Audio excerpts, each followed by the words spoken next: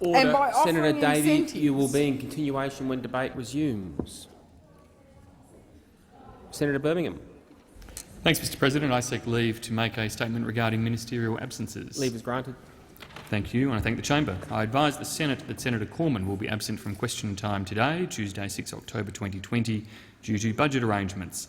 In Senator Cormann's absence, I will represent the Prime Minister, the Minister for Finance, the Minister for the Public Service, the Minister assisting the Prime Minister for the Public Service and Cabinet, the Minister for Population, Cities and Urban Infrastructure, the Treasurer, the Assistant Treasurer and the Minister for Housing.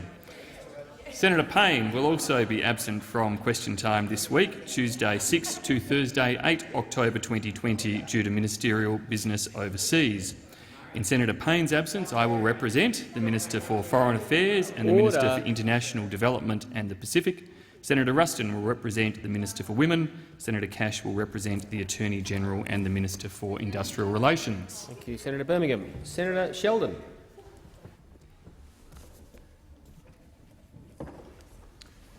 My question is to the Minister for Aged Care and Senior Australians, Senator Colbeck.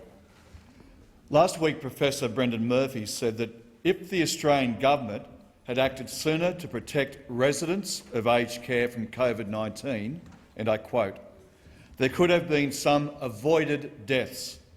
Does the minister agree? Minister for Aged Care and Senior Australians, Senator Colbeck. Thank you, Mr President. Thanks, Senator Sheldon, for the question. Mr President, as I've said a number of times in this chamber, every death that's occurred in aged care as a result of COVID-19 is an absolute tragedy, and each of the 681 who have passed away is an absolute tragedy. My condolences and the condolences of my colleagues in the government go to every single one of those families. It is absolutely tragic that these people have lost their lives, Mr President. At all times, Mr President, the government has acted on the appropriate health advice of the time, Mr President. It's very easy for the Labor Party. It's all very easy for the Labor Party to come in here with a 2020 vision of hindsight and make comments or allegations. But, Mr President, all through this pandemic,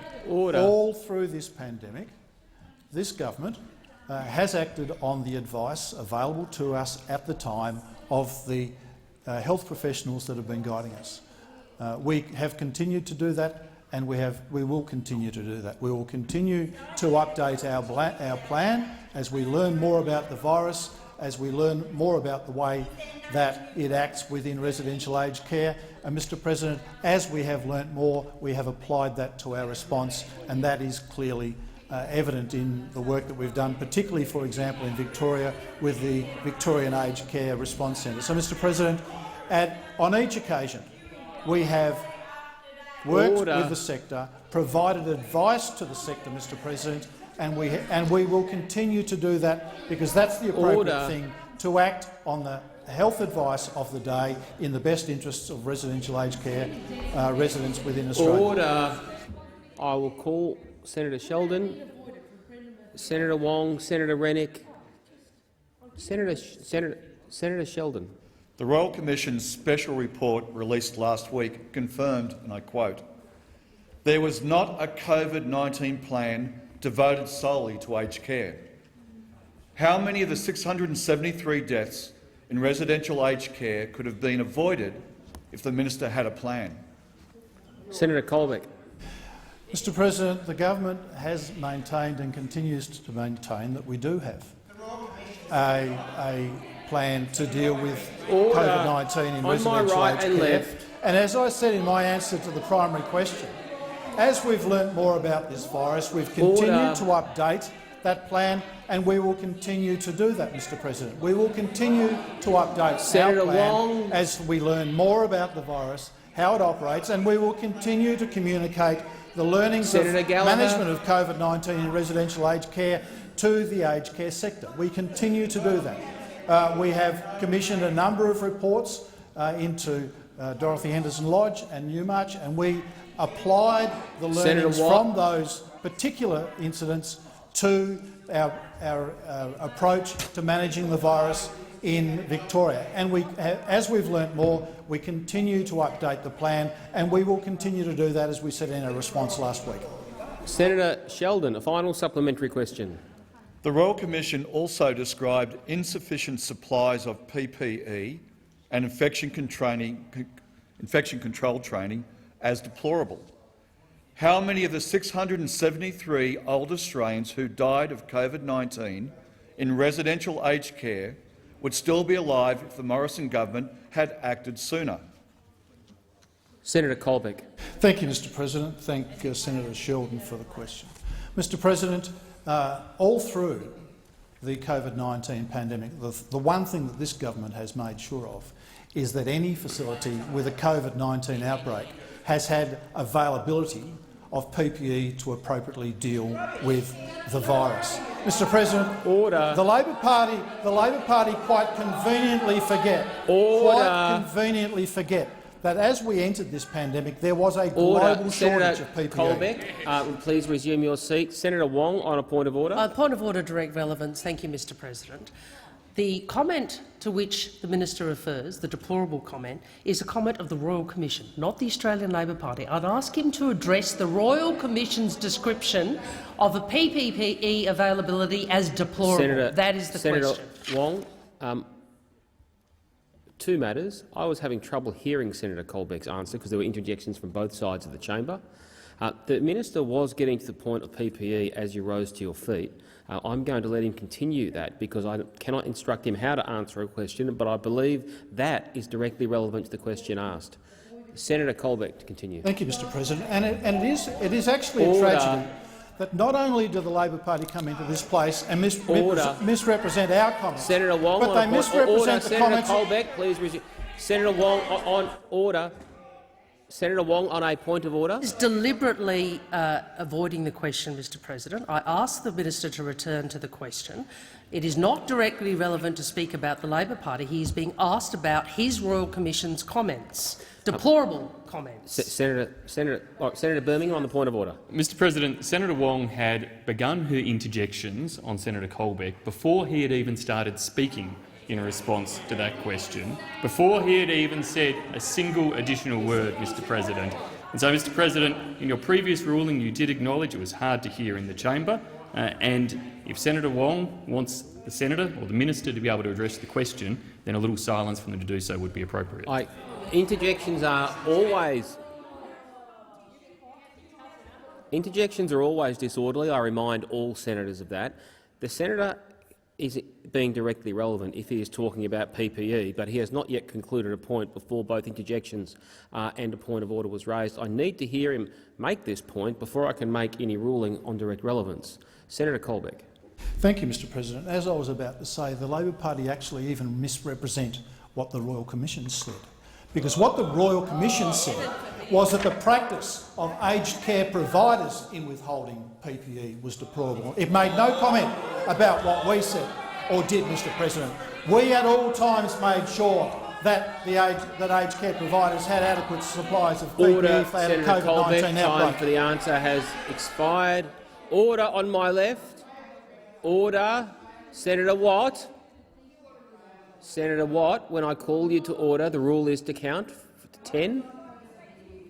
Senator Wong. Senator Rennick. My question is to the Minister for Employment, Skills, Small and Family Business, Senator Cash. As we rebuild the Australian economy from the impacts of COVID-19, how is the Morrison government's plan for jobs ensuring we support our skilled workforce by investing in training and apprenticeships in this year's budget? The Minister for Employment, Skills, Small and Family Business. Order. I'll call the minister. Senator Cash.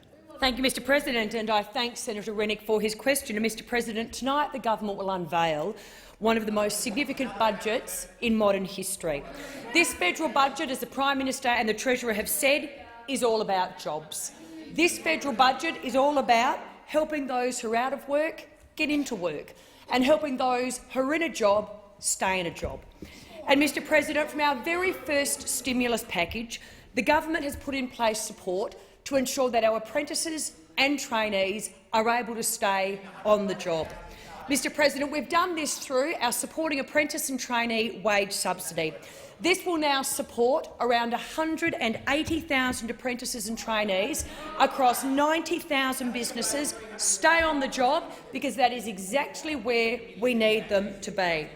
Mr President, the Prime Minister has also said that the COVID-19 economic recovery will be a skills-led recovery, and that is why we have announced the introduction of a wage subsidy to ensure that we're supporting the commencement of 100,000 new apprentices and trainees. Colleagues, as of yesterday, businesses of any size, in any industry, in any geographic location in Australia, if they sign up a new apprentice or trainee, they will be eligible for a 50% wage subsidy on wages paid from the 5th of October through to the 30th of September 2021.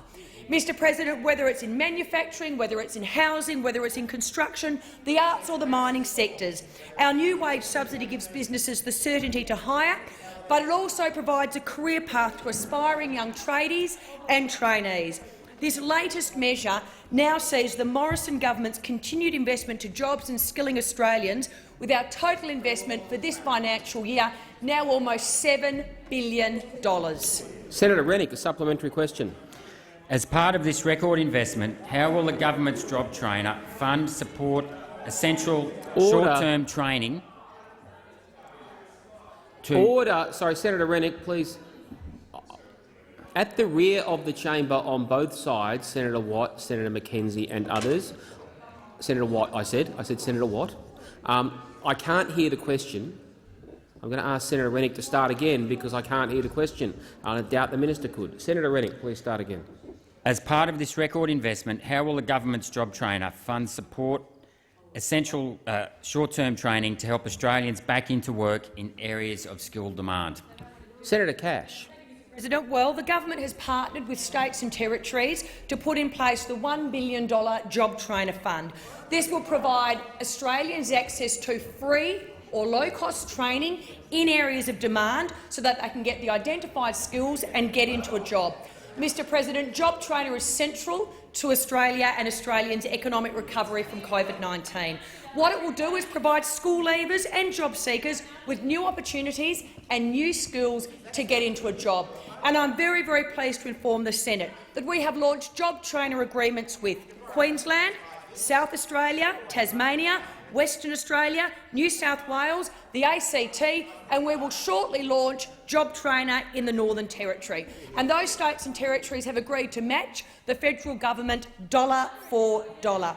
Mr President, Job Trainer will provide Australians with an additional 340,700 training places. And again, these are in areas of identified need so that they can get into a job. Senator Cash. Senator Rennick, a final supplementary question. How does this much-needed investment in tonight's budget build upon the Morrison's government existing investment in our skills system to keep apprenticeships and trainees in training through the COVID-19 pandemic? Order. Senator Cash. Thank you, Mr President. And what those on the other side fail to remember is they actually decimated vocational education and training in Australia. There was the greatest drop in apprenticeships ever under the former Labor government. 110,000 people left apprenticeships in 1 year. They pulled out $1.2 billion in employer subsidies. That correlated with the drop. But who can forget, colleagues, Senator Birmingham in particular, who can forget Vet Fee Help? Seriously, Vet Fee Help totally, completely and utterly decimated the reputation of vocational education and training.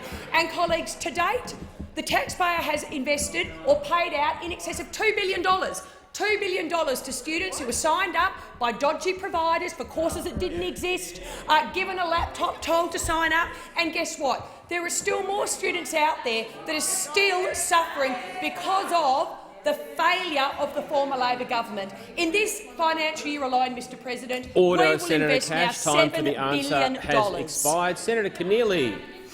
My question is to the Minister for Aged Care and Senior Australian, Senator Colbeck. It's been reported that taxpayers have paid more than $500,000, or the equivalent of $56,000 a month, to the liquidators of a 40-bed aged care facility in Murchison, Victoria, to keep the facility open. Minister, how many residents have benefited from this funding to the liquidators of this facility since February this year? The Minister for Aged Care and Senior Australians, Senator Colbeck. Thank you, Mr President. The facility at Murchison is actually not open.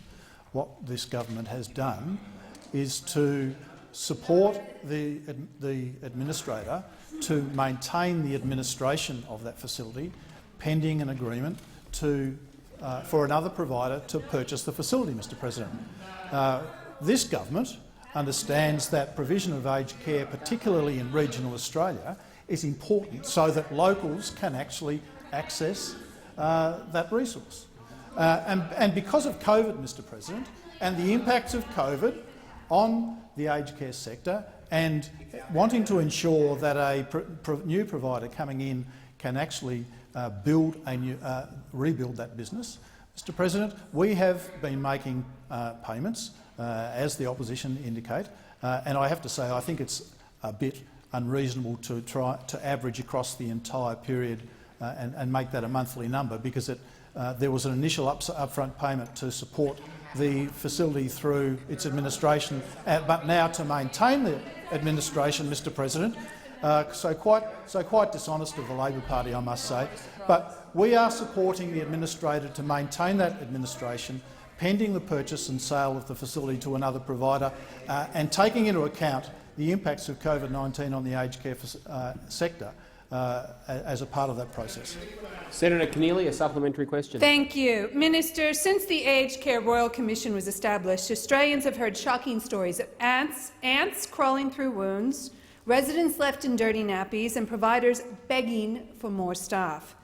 Minister, why did you choose to give this $564,000 grant to a liquidator to run an empty 40-bed aged care facility, rather than investing this money in an aged care facility that is actually open and with residents who need help? Senator Colbeck. Thank you, Mr President. Well, again, Senator Keneally should have listened to my primary question before she asked the secondary question. The facility is not open. It's not being run. It's being maintained on a care and maintenance basis in administration while COVID-19 runs. And, Mr President, we have not denied any aged care provider support during the COVID-19 outbreak. Mr President, in fact, we've invested more than $1.6 billion in the aged care sector during COVID-19. $1.6 billion we have invested, and we continue to support this sector to ensure that they can provide all of the things that Senator Keneally talked about, and that's what we will continue to do. We have proactively worked with this sector. We have continued to invest $1.6 billion we've put into this aged care sector just for COVID-19, Mr President, just for COVID-19. So, Mr President— Order, Senator Colbeck. Time for the answer has expired. Senator Keneally, a final supplementary question. Minister, you lead an aged care system where there are 100 reports of assault and sexual assault every week, where more than 1,000 assaults go unreported every week, and with more than 2,000 complaints reported in just 3 months. Minister, why are you determined to waste $500,000 on an empty aged care facility instead of funding the most basic services to help older Australians who deserve better? Senator Colbeck. Well, Mr President, we understand, this government understands the importance of residential aged care in regional Australia and regional Australians having the capacity to access it close by. It's an important part of a local community, Mr President.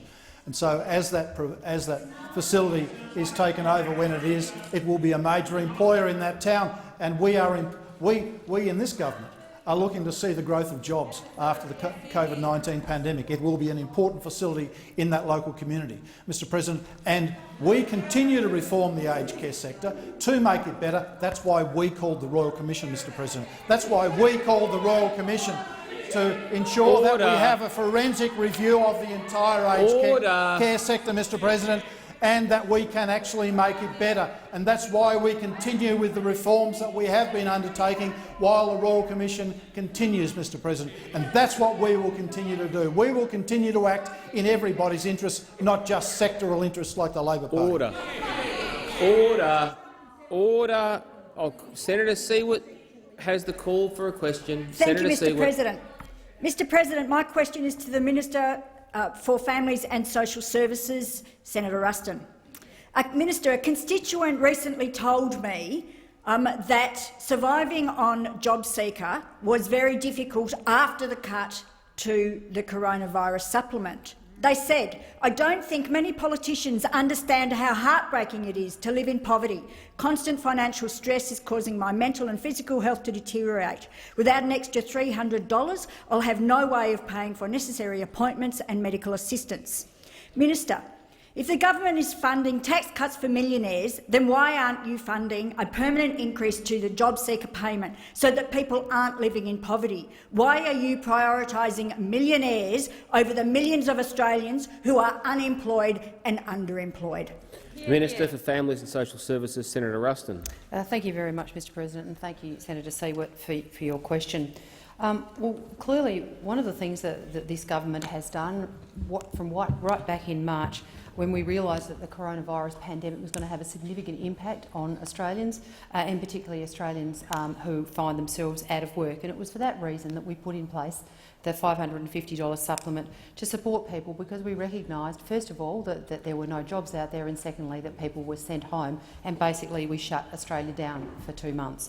That ran for 6 months, as you would be well aware, and then in the July economic fiscal update we made the announcement at that time that, recognising that the jobs market was still shallow, that we were intending to extend that supplement at a rate of $250 through to the end of the year. But at the same time, recognising that we've seen jobs come back. I mean, we've seen over 500,000, in fact, over 700,000 jobs. I think it's 760,000 jobs, if I'm correct, Senator Cash, have come back. And so what we're seeking to do is to encourage Australians to test themselves by going back into the jobs market, even if it only means getting a part-time job. And that's why we put in the $300 per fortnight income-free area, so that those people who find themselves out of work but have got the opportunity to go and get a little bit of work can do so without losing any of their payment. So going through until the 31st of December, people in Australia— Senator Siewert, on a point of order. Of order. I do appreciate, before you preempt me, that I did do a little bit of a preamble, but it's gone for a minute and a half with a history lesson. With a history lesson. I don't need a history lesson. I asked about tax cuts over JobSeeker's permanent increase. Senator Siewert, you asked a question with loaded language at the end of an extensive preamble, which gives me very little ability to tightly hold a minister to direct relevance, because they can be directly relevant by addressing any part of the question, including your preamble. The minister is being directly relevant in this because of the nature of the question. Senator Ruston. Thank you very much, Mr President. And one thing that this government will continue to do is that it will support all parts of our economy, because despite what Senator Siewert might think, jobs don't grow on trees. They're actually created by profitable businesses. And so that's why we are making sure that whilst we maintain levels of elevated support for people who find themselves without a job, we also need to make sure that we stimulate our economy, because the businesses that create the jobs will be the ones that get Australians who find themselves unemployed back into a better place. Senator Siewert, a supplementary question. Thank you, President. Minister, there are millions of Australians who are unemployed and underemployed. What good is a tax cut if you don't have a job? Senator Ruston. Thank you very much, Mr President. And Senator Siewert, as I mentioned in my previous answer, this government is targeting all sectors of the economy, because we believe that the pathway out of the pandemic is by making sure that our entire economy starts working again. That means providing supports for people who find themselves unemployed. As I've said, we do it with the extension of the coronavirus supplement through to the end of the year. And if at the end of the year we are still in need of additional supports for people who find themselves unemployed, then we will make those supports available at that time. But equally, we must open up our economy. We must put incentives in place by stimulating aggregate demand so people start spending money. So this is not just a one-trick government. We have got a range of measures that we're going to put in place to make sure that all Australians play their role in making sure that our economy can return back to the strength and making sure that it happens as quickly as possible. And I think you'll see in tonight's budget a range of measures that go towards making sure that our economy rebuilds with great strength. Senator Ruston. Senator Siewert, a final supplementary question. Thank you to you, Mr President. We established in the COVID committee that the government hadn't done any modelling of the impact of cutting the coronavirus supplement. I ask, does the government have any understanding of the impact this reduction is having on people looking for work? No. Senator Ruston. Yeah, well, first of all, I would like to clarify that the government has not cut anything. The government has extended. In March, we put in place a 6-month coronavirus supplement at $550, and in July we made the announcement that we were intending to extend it through until the end of the year. Governments don't model individual measures, they model things in total. And tonight, the next big lot of economic modelling will be available for all to see because it will be the budget tonight. The last lot of economic modelling that was available to all Australians was through the July economic fiscal update. So I would say to you, Senator Siewert, the government is absolutely committed to supporting Australians who find themselves in a tough situation. We're absolutely committed to make sure that we continue to provide elevated levels of support to people who find themselves unemployed. But to characterise the extension of a payment as a cut is completely and utterly misleading. Order. Order. Senator Askew. Thank you, Mr President. My question is also to the Minister for Families and Social Services, Senator Ruston. How is the Morrison government ensuring those escaping domestic and family violence situations have a safe place to go to and seek support? The Minister for Families and Social Services, Senator Ruston. Thank you very much, Mr President, and thank you very much, Senator Askew, for the question, because I was really pleased last week to be able to make an announcement in conjunction with the Assistant Minister for Community Housing, Homelessness and Community Services, Luke Howarth, an announcement in relation to the $60 million Safe Places initiative. An absolute priority of this government is making sure that we keep all Australians safe and secure. And it is particularly important that when women make the very brave decision to escape domestic violence, that they have a safe place to go. So last week we announced the awarding of 40 projects across the country, which will create 700 new beds for women and children who are escaping domestic violence. Over a 12-month period, these new safe places will support 6,000 women and children who've had to leave their homes as a result of domestic violence. This will account for both new and refurbished accommodations, which will provide them with a safe place to live and a safe place to sleep, but also, most importantly, to be able to access the domestic and family violence services that these women need, so that we can wrap around them in a coordinated way, so that hopefully we can help them through what must be an extraordinarily difficult time. In selecting the projects, we work with the state and territory governments around Australia, and I thank them all for the extraordinary amount of work and support that they have afforded us as we've gone through this very detailed process. We made self-contained accommodation an absolute priority, because that's the feedback that we got from the sector about what women and their children want when they have to start rebuilding their lives. It was great to be able to announce the project in my home state of South Australia, alongside Anglicare and Nunga Minamana, the Indigenous family domestic violence provider in South Australia. And I look very much forward to seeing all of these projects completed over the next 18 months to support women escaping domestic violence. Senator Askew, a supplementary question. Thank you. Minister, what does this investment mean for women and children in particularly vulnerable cohorts? Thank you. Senator Ruston. Thank you very much, Mr President, and thank you very much, Senator Askew, for your follow-up question. The government is making sure that the funding of these new safe places are in place in rural and regional communities, as well as in city areas, and also specifically targeting culturally and linguistically diverse women. From Rockhampton to Shepparton, from the Illawarra to the outer skirts of Perth, about 50% of the projects that we will be funding in this project will support women in rural and regional and remote areas who, in the past have tended to have very limited options in terms of access of this kind of service. Unfortunately, we also know that Indigenous women are overrepresented in the statistics in family and domestic violence, and that's why housing providers are working directly with organisations who are able to provide culturally appropriate services, such as the one that we announced in Adelaide last week, which is Aboriginal women providing support for Aboriginal women and their children. Senator Askew, a final supplementary question. Thank you. How is the government ensuring that the providers are suited to work with at-risk women requiring emergency and crisis accommodation? Senator Ruston. Thank you very much, Mr President, and thank you, Senator Askew.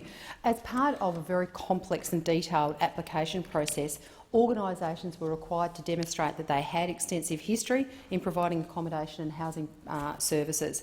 But coupled with that, we also required providers to be able to make sure that they could demonstrate that they had the appropriate family and domestic violence specialist services, or if they didn't have it themselves, that they were partnered with such a service, to ensure that the delivery of the service was centred around trauma-informed response, because we know women and children escaping domestic violence need these sorts of services.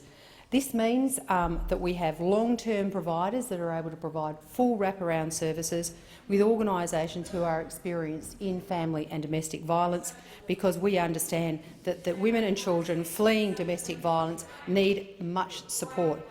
This will help women and children find exit pathways to safe and secure ongoing housing, legal support, financial counselling in safe and culturally appropriate ways as they rebuild their lives. Senator Watt. Thank you, Mr President. My question is to the Minister representing the Minister for Agriculture, Drought and Emergency Management, Senator Ruston. Right now, in the lead-up to the next bushfire season, the Bega community is crowdfunding to build proper toilets at their showground in case they need to evacuate their community again. Why is your government leaving bushfire victims to crowdfund for toilets in preparation for another crisis when you have a $4 billion emergency response fund sitting untouched? The Minister representing the Minister for Agriculture, Drought and Emergency Management, Senator Ruston. Well, thank you very much, Mr President, and thank you very much, Senator Watt, for his question. Look, clearly the federal government has absolutely made commitments, and they have honoured those commitments to our bushfire-affected communities across Australia. And clearly, as we work our way through this COVID pandemic, I want to make sure that all Australians who are living in bushfire-affected areas understand we have not forgotten the bushfire-affected areas, just like we have not forgotten our drought-affected areas. But as part of the announcements that have been made in relation to the support that this government has made to bushfire-affected areas, as you would be well aware, Senator Watt, the $2 billion that was made available, of which I understand $1.2 million has gone out the door. It has been spent. It has been allocated, and in addition to that, there was a further $650 million. Senator Watt, on a point of order. On relevance, Mr President, my question was about the $4 billion emergency response fund, which has been unspent, not a single dollar spent. I've allowed you to remind the Minister of the question. I'm listening carefully. She has 1:07 remaining. Order. It's not an opportunity for others to answer on behalf of the Minister. The Minister can answer. Thank Senator Watt and Senator Molan.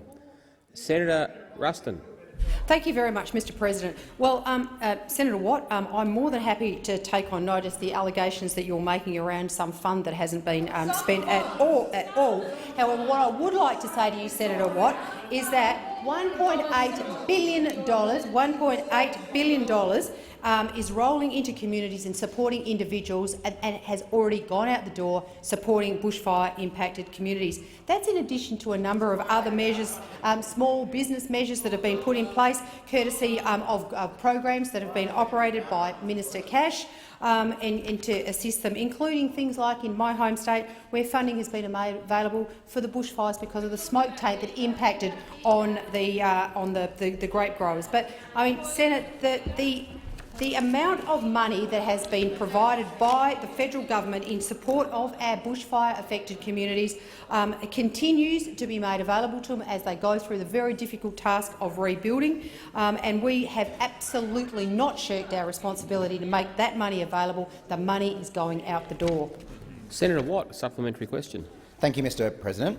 Right now, in Victoria's Towong Shire, charities are building homes for bushfire victims who are still living in caravans 10 months on from the bushfires. Why has it fallen to charities to build homes for bushfire victims when the Prime Minister said, and I quote, "Australians are resilient and want to rebuild, and we will be with them every step of the way"?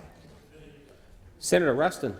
Thank you, Mr President, and thank you very much, Senator Watt, for your follow-up question. And as I made in my remarks in response to your first question, this government absolutely will be with our bushfire victims every step of the way. That's why we have made available significant amounts of money. But I also, in response to your questions in relation to charities, I also want to commend charities out on the ground who have played an extraordinary role, both through bushfires and through the coronavirus, supporting Australians. And I'd also like to make a big shout-out to our volunteers on the ground, the 7.8 million Australians who volunteer, who support Australians. But equally, through those charities, through my own portfolio area, Senator Watt, we have provided significant amounts of additional funding to charities to make sure that they were providing the emergency response services that people may need in these bushfire-affected areas. But to come in here and suggest that there has been no money spent on bushfires is simply incorrect. Senator Watt, final supplementary question. Thank you, Mr President. Last year, the Morrison government announced a $4 billion recovery and mitigation fund to spend $200 million per year helping communities across Australia prepare for and recover from natural disasters. The next fire season is about to begin, and not a single dollar has been spent. Why is the Morrison government always there for the photo op and never there for the follow-up? Senator Ruston. Well, first of all, I would suggest that the comments made by the member opposite in relation to photo opportunities, I mean, absolutely this government takes very, very seriously its responsibility to support all Australians when they find themselves in difficult times, which has been demonstrated time and time again. Our response to bushfires, our response to fires, to floods, our response to the coronavirus pandemic, we have provided a huge— Senator Wong, on a point of order. Both the primary and this question ask the minister to respond to the assertion, the factual assertion, that the $4 billion, $200 million per year fund has not had a dollar spent. I'd ask the minister to respond to that question. I've allowed you to restate part of the question. You'll recall, Senator Wong, the concluding part of the question was somewhat more open-ended, and the minister can be directly relevant to any part of the question she chooses. Senator Ruston. Okay, thank you very much, Mr President. And as I said in my previous answer, I will take the specifics of the $200 million fund and the application of that in terms of the building of bushfire resilience for the forthcoming fire season, and I will return to the chamber and provide that information. But the allegations made by the member when he asked the question in relation to the fact that this government has not been providing assistance to the Australian community that's been affected by bushfires absolutely have supported all Australians who find themselves impacted by natural disasters, including the COVID pandemic. Ruston. Senator McKenzie. Thank you very much, Mr President. My question is to the Minister representing the Minister for Industry, Science and Technology, Senator Cash. Last Thursday, the Prime Minister addressed the National Press Club on the Liberal Nationals government's modern manufacturing strategy for the future of— Order on both sides of the chamber there. Senator McKenzie, please recommence the question. Recommence the question. Thank you, Mr President. My question is to the Minister representing the Minister for Industry, Science and Technology, Senator Cash. Order. I can't hear the question. I asked interjections. I didn't name anyone across the chamber, so I can hear the question. Order. Senator Wong, please. Senator McKenzie. Third time lucky. Third time lucky, Mr President. My question is to the Minister representing the Minister for Industry, Science and Technology, Senator Cash. Last Thursday, the Prime Minister addressed the National Press Club on the Liberal and Nationals government's modern manufacturing strategy for the future of manufacturing in Australia and acknowledged the particular importance of manufacturing to regional economies. As Leader of the Nationals in the Senate, I strongly welcome a regional— Do we want to try it again? Please. I got to. You can recommence from your reference to as Leader of the Nationals in the Senate, Senator Mackenzie, but I am going to say that I'll get Senator Mackenzie to start from the top again if there continue to be interjections. Senator Mackenzie. From the top, Mr. President. No, from your reference to yourself as Leader of the Nationals, I was quite comfortable with. Cashy, are you ready? Okay. I strongly welcome a regional focus of the plan, particularly given the accessibility of rural and regional Australia to essential manufacturing inputs such as critical minerals and agricultural food and fibre. Can the minister inform the Senate on how the strategy contributes to our plan for jobs in our manufacturing industry, including in rural and regional Australia? The Minister representing the Minister for Industry, Science and Technology, Senator Cash. Thank you, Mr. President, and I thank Senator Mackenzie for her question, and I do acknowledge the commitment that she does have to rural and regional Australia, and in fact we all do in the coalition government. Mr. President, the $1.5 billion modern manufacturing strategy to be announced in tonight's budget will deliver for regional businesses and communities. Mr. President, around 30% of Australia's manufacturing businesses are located in regional areas. In fact, Senator Mackenzie, they employ close to 300,000 people. And in fact, in regional towns throughout Australia, manufacturing businesses, Mr. President, are often the largest employer. They source their inputs locally, which means that they support other local businesses, including our primary producers. And that is why our manufacturing strategy is just so important for regional Australia. Mr. President, it is a key part of our JobMaker plan, and it will harness Australia's manufacturing capability to drive our economic recovery and, of course, our future resilience. Mr. President, as we chart the road to recovery through COVID-19, the manufacturing strategy will create jobs that will last for the future, especially, Senator Mackenzie, in regional Australia. The strategy itself recognises that we must play to our strengths. We have to target sectors that allow us to achieve scale and generate future growth. And that's why we're focusing our efforts on 6 new national manufacturing priorities: resources, technology and critical mineral processing, food and beverage, medical products, recycling and clean energy, defence and space. And, Mr. President, as Senator Mackenzie would know, many of these sectors are firmly based in regional Australia. The manufacturing strategy will put in place incentives to grow these sectors and support more resilient regional economies. Senator Mackenzie, a supplementary question. Thank you, Mr. President. Creating a competitive business environment is the first component of the Liberal and National government's strong manufacturing plan. Can the minister please outline how the strategy will deliver to overcome competitive challenges faced by businesses in rural and regional Australia so that opportunities for competitive advantage and value-adding can be created? Senator Cash. Well, Mr. President, we know that post-COVID many people are now expressing an interest in moving to the regions, and many businesses are seeing the value in establishing their operations in regional communities. Many of our regional universities already have a very deep and practical research ties with their local economies and with the local businesses, as does our premier scientific agency, the CSIRO. Mr. President, these businesses are uniquely placed to provide the expertise to drive innovation, support commercialisation and facilitate business-to-business collaboration that will drive the necessary scale. And, Mr. President, again, as Senator Mackenzie knows, regional Australia has a strong track record of exporting our unprocessed resources and food. The plan that we have is about enabling the value add, and the best place to do that is right where the products are actually produced.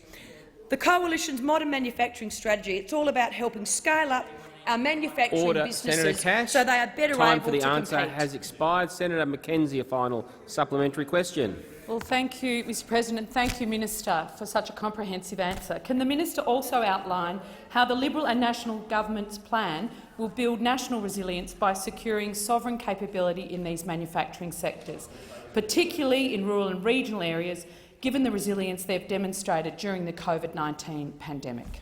Senator Cash. Well, Mr. President, the resilience shown by our manufacturers, and in particular in regional Australia during COVID-19, has been essential to support our COVID-19 health response. There have been some remarkable stories of which we're all aware, but Medcon, This was our only manufacturer of surgical masks at the commencement of the COVID-19 pandemic. It's a family business and they're based in Shepparton. Their machines were invented by the company founder 30 years ago. With the government's backing, they will now produce more than 59 million masks by December. They're employing 25 more people and they're providing vital supplies to our national medical stockpile. And importantly, they've now increased our national capacity long-term. And that is exactly the type of example we're aiming to build with our $1.5 billion modern manufacturing strategy. Senator Lambie. Thank you, Mr President. My question is for the Minister representing the Attorney-General. Last Wednesday night, approximately 8 o'clock, about 8 hours after I announced I wouldn't be supporting the government's higher education bill, veteran serving members and their families were given a slap down by the government that announced that Dr Bernadette Boss is to serve as the Interim National Commissioner for Defence and Veteran Suicide Prevention. Dr Boss served for 7 years as a legal officer in the Australian Army. She saw operational service in East Timor and Christmas Island. In separate meetings with both the Minister for Defence and the Minister for Finance, I was assured in no uncertain terms that the Interim Commissioner would not be a current or former military serving member in any way, shape or form. How on earth can that commitment be reconciled with the fact that the Interim Commissioner is actually a senior-ranking brigadier? The Minister representing the Attorney-General, Senator Cash.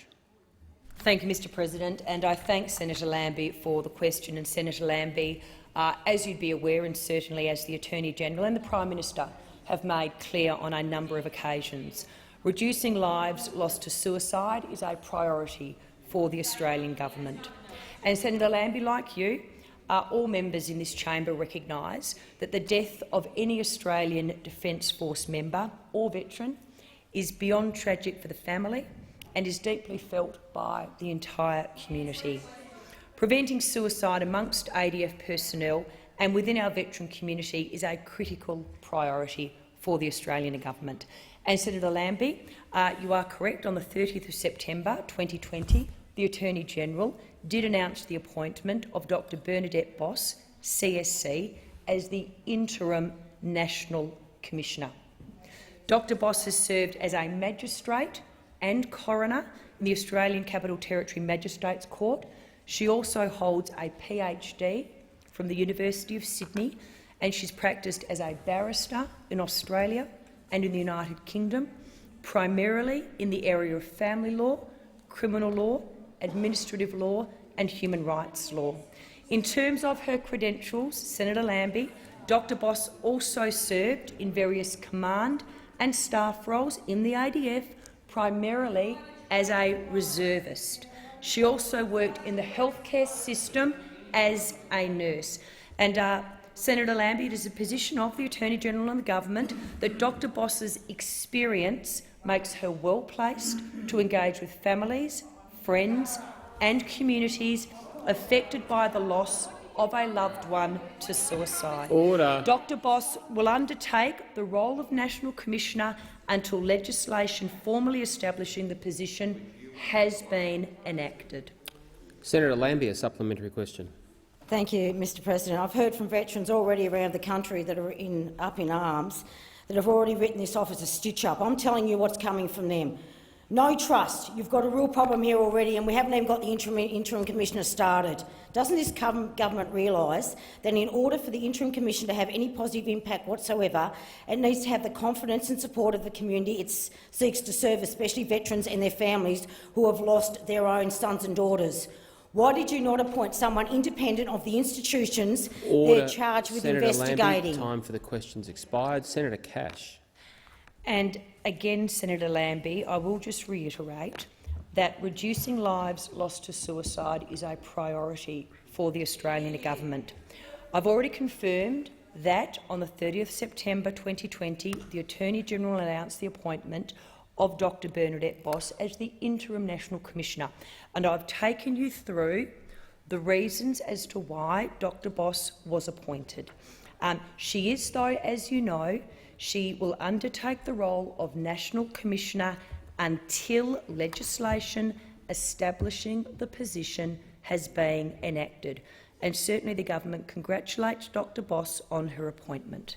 Senator Lambie, a final supplementary question. Mr President, part of the job of the Interim Commissioner is to make recommendations to the Permanent National Commissioner regarding the direction and operation of that office into the future. The government has allowed 12 months for the Interim Commissioner to produce an interim report and 18 months for a final report. My question is whether this interim report period will be allowed to inform the operation of the National Commissioner before they proceed, or will the government jump straight into action without first giving any pause to consider the findings and recommendations of that office?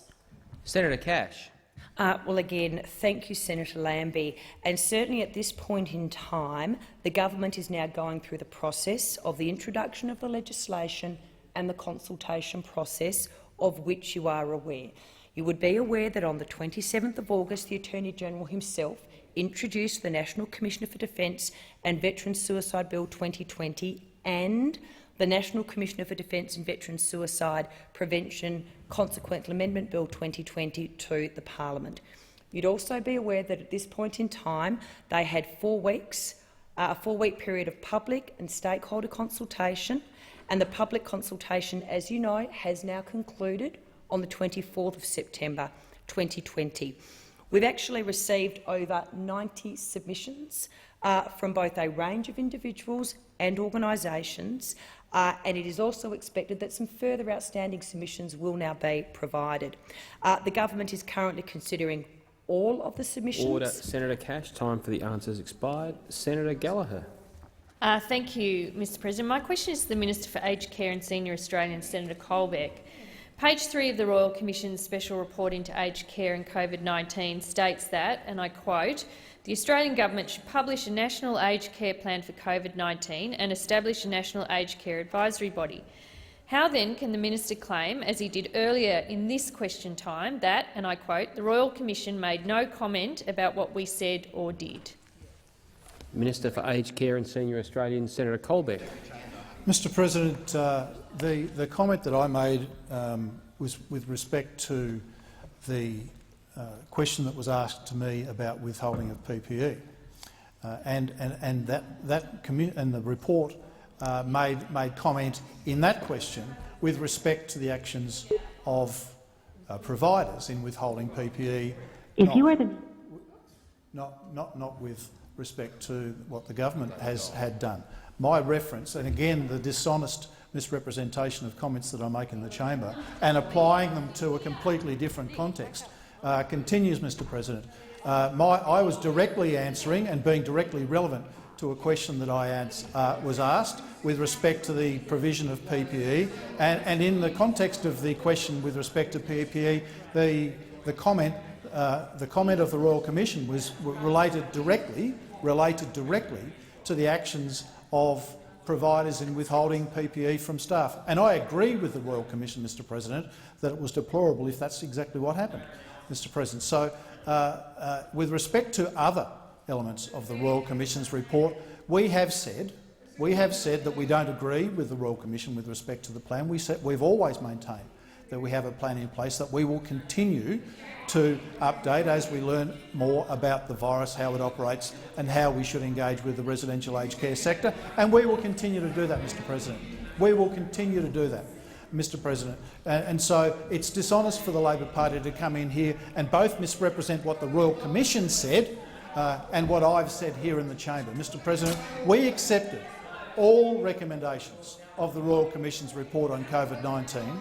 We've said that we have said that we will respond to them on the 1st of December in this place, as the Royal Commission recommended. But, Mr President, it would be nice if the Labor Party were actually honest with respect to the questions they asked.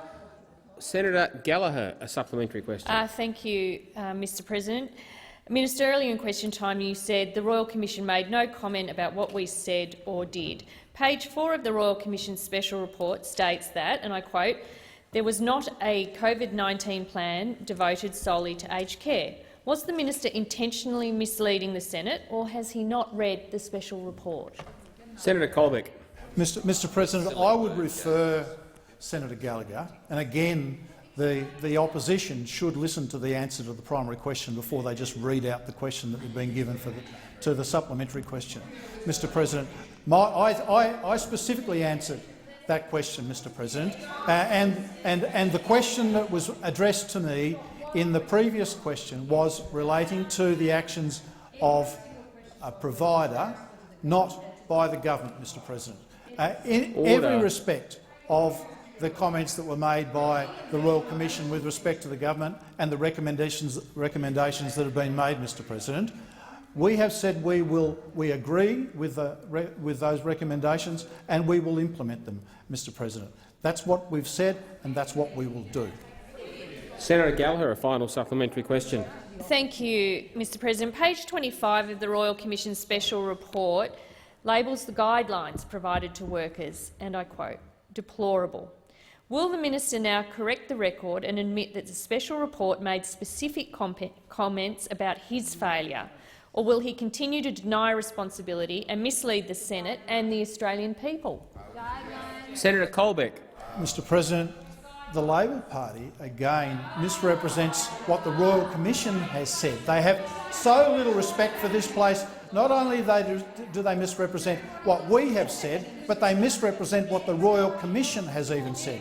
Mr. President, we have said that we will accept every recommendation of the Royal Commission's report that was tabled last Thursday. That's what we will do. We will report to this place by the 1st of December, as recommendation 1 has said. We are well on the way to implementing 4 of the 6 recommendations, Mr. President, and we have applied $1.6 billion to our plan to support the aged care sector through the COVID-19 outbreak, a fact that was acknowledged by the Royal Commission in its report, Mr. President. So we will, as we've said in our response to the Royal Commission report last Thursday, accept all of the recommendations. We will report to this parliament by the 1st of December. Senator Colbeck. Senator McMahon. Mr. President, my question is to the Minister for Defence, Senator Reynolds. Can the minister outline to the Senate the defence investments the coalition government is making in recognition of the strategic importance of the Northern Territory to our nation? The Minister for Defence, Senator Reynolds. Well, thank you very much, Mr. President, and I thank Senator McMahon for that question, and yes, I can. But also thank you for your boundless passion for defence in the Northern Territory and for their support, so thank you. Northern Australia is of profound and increasing strategic importance to our nation. The Territory is the gateway to the Indo-Pacific, looking out to some of our closest neighbours and friends across the Arafura and also the Timor Seas. As the Indo-Pacific becomes more contested, our region faces the most consequential strategic realignment in our generation. This government reaffirms its commitment to bolstering defence capability in the top end through both the 2020 Defence Strategic Update and also the 2020 Force Structure Plan. The Territory has played a key role in supporting more recent initiatives, including the US Force Posture initiatives, and next year marks the 10th anniversary of the Marine Rotation Force and these initiatives. The US FPI provides the ADF with improved training opportunities, closer interoperability with US forces, and also supports US engagement in the Indo-Pacific. I witnessed this cooperation firsthand when I visited Mount Bundy last month with Senator McMahon and also the US Ambassador Culverhouse to observe exercise Coolangatta. Observing this high-end live-fire exercise demonstrated once again the great interoperability between our forces and the clear benefit to both our nations. The fact that the rotation went ahead at all, despite COVID-19, is a great testament to the ADF's ability to be agile and also for our ability to work with the United States forces. At AUSMIN, we signed a statement of principles to guide the next decade of cooperation on force posture to ensure peace and prosperity in the Indo-Pacific. Thank you. Senator McMahon, a supplementary question. Thank you. Can the minister outline the investments the government is making in response to our changing strategic circumstances, including at RAF Base Tyndall, near my hometown? And I thank the minister for her recent visit. Senator Reynolds. Well, thank you very much, Mr President, and I thank you very much, Senator McMahon, through you, Mr President, for your hospitality and again for your great passion for the community of Katherine and also your support for our defence personnel at RAF Tyndall. The Morrison government is investing over $8 billion over the next decade in the Northern Territory. As part of this investment, we are spending $1.1 billion to further redevelop RAF base Tyndall.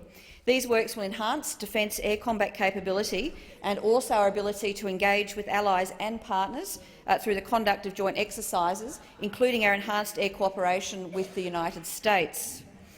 The building tempo for the redevelopment is accelerating very rapidly, as we both witnessed. These works are in addition to the new facilities to support the Joint Strike Fighter, which are now already complete.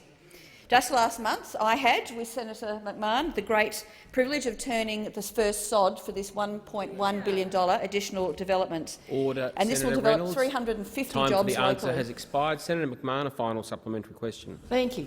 Can the minister advise the Senate how the government is maximising opportunities for Northern Territory businesses and workers to deliver jobs through these significant investments? Senator Reynolds. Well, thank you very much, Mr President. And at the heart of our $8 billion investment in the Northern Territory is our nation's security. But wonderfully, it is also providing significant new job opportunities at least for the next decade to come in the Northern Territory. And this government has provided industry with significant long-term pipelines of investment.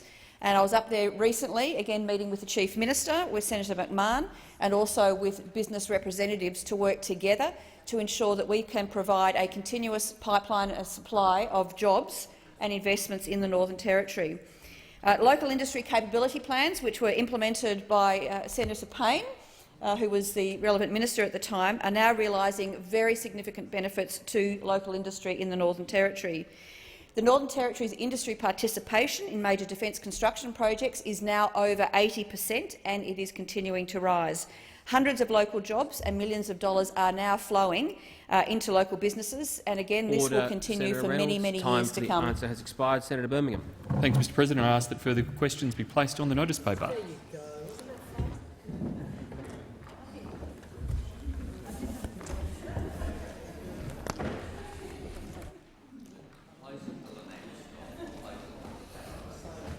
Senator Keneally.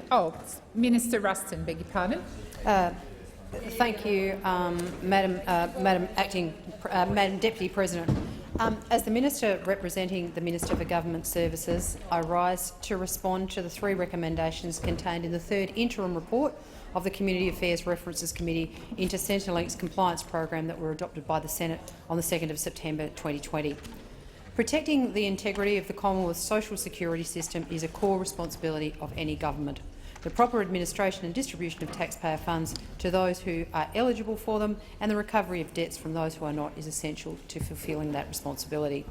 There is a long-standing principle that people should be paid correctly according to their individual circumstances. If people receive welfare payments they are not eligible for, it is only fair that they pay the money back to the taxpayer. The government has made changes to the income compliance program. When the government was made aware that the ATO average employment income data is not of itself sufficient to raise the social security debt, it acted quickly to fix the issue. As announced by the Minister of Government Services on the 19th of November 2019, Services Australia is no longer using income averaging alone to determine debts.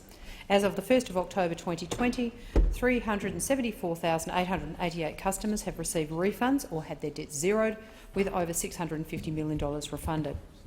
In response to the Senate's resolution arising from the Community Affairs Inquiry 3rd interim report, in relation to the resolution of the Senate adopting the recommendations of the Community Affairs Inquiry, I want to assure the Senate that the Minister for Government Services, myself, together with the Department of Social Services and Services Australia, have full regard for the process of the Senate and continue to cooperate to the fullest extent possible with the Community Affairs References Committee's ongoing inquiry into Centrelink's compliance program.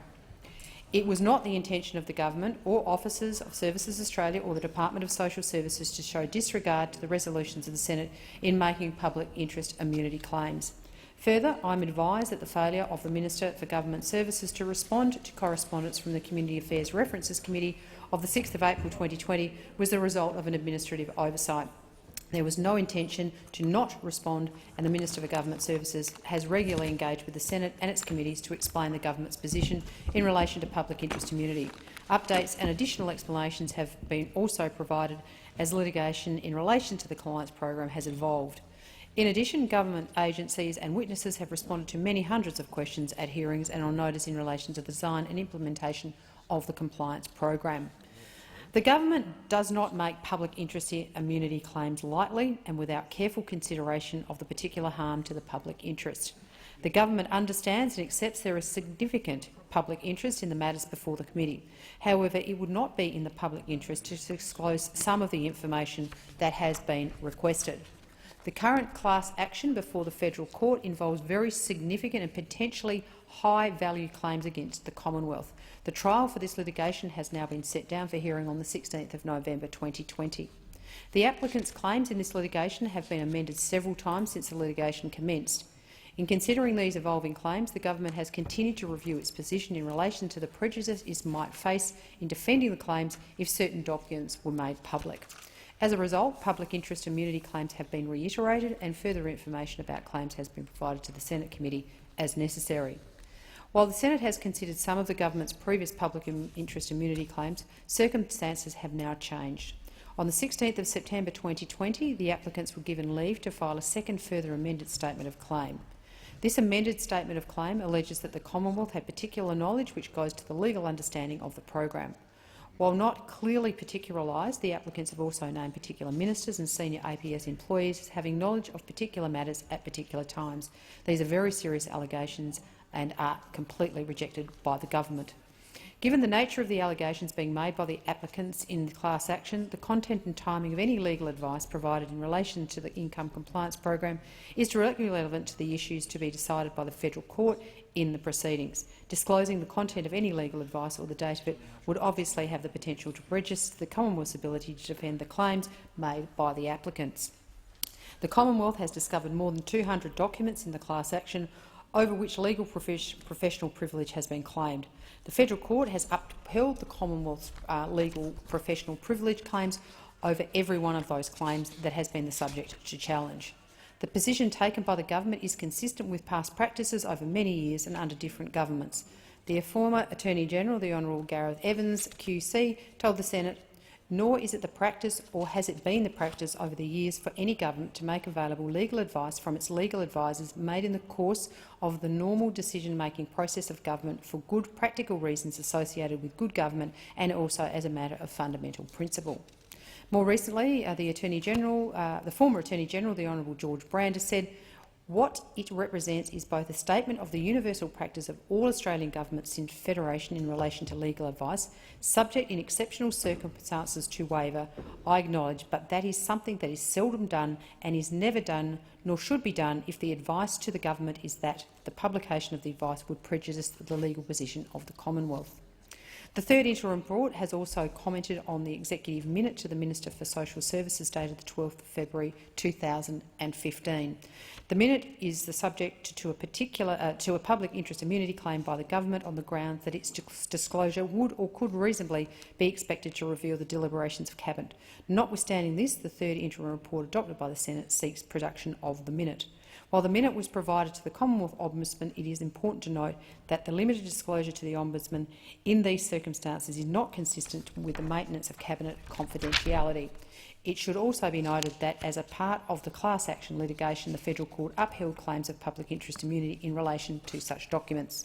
This type of claim for public interest immunity in relation to materials supporting Cabinet deliberations and decisions-making has also been consistent practice when successive governments, and was supported by the then Minister for Climate Change and Water, Senator the Honourable Penny Wong, when she stated, "Last week the government opposed a motion for the Senate order for me to produce the departmental documents relating to management options for the lower lakes. The government did so on the basis of extensive precedents, including those set by the previous government, where advice to government of a similar nature, that is, for the purposes of government's deliberative processes, had not been provided on the order of the Senate. Those opposite cannot possibly take issue with that." And that was the 1st of September 2008. The third interim report noted that it may be appropriate to disclose the minute to the committee in camera. However, disclosing the deliberations of Cabinet to opposition and crossbench senators would not maintain the well-established principle that the deliberations of Cabinet should be able to be conducted in secrecy, nor would it preserve the freedom of deliberation of the Cabinet.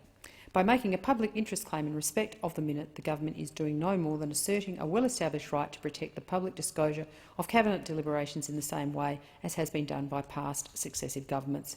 A letter from the Minister for Government Services responding to these matters has also been provided to the President of the Senate. Thank you, Minister. Senator Siewert. Thank you, Acting Deputy President. I rise to take note of the Minister's response to, in fact, recommendation 1, 2 and 3 of the Senate Committee Affairs Committee's third interim report. I mean, this scheme has devastated hundreds of thousands of Australians, and the government won't even answer questions that relate to not what the legal advice is, but whether they actually asked for legal advice.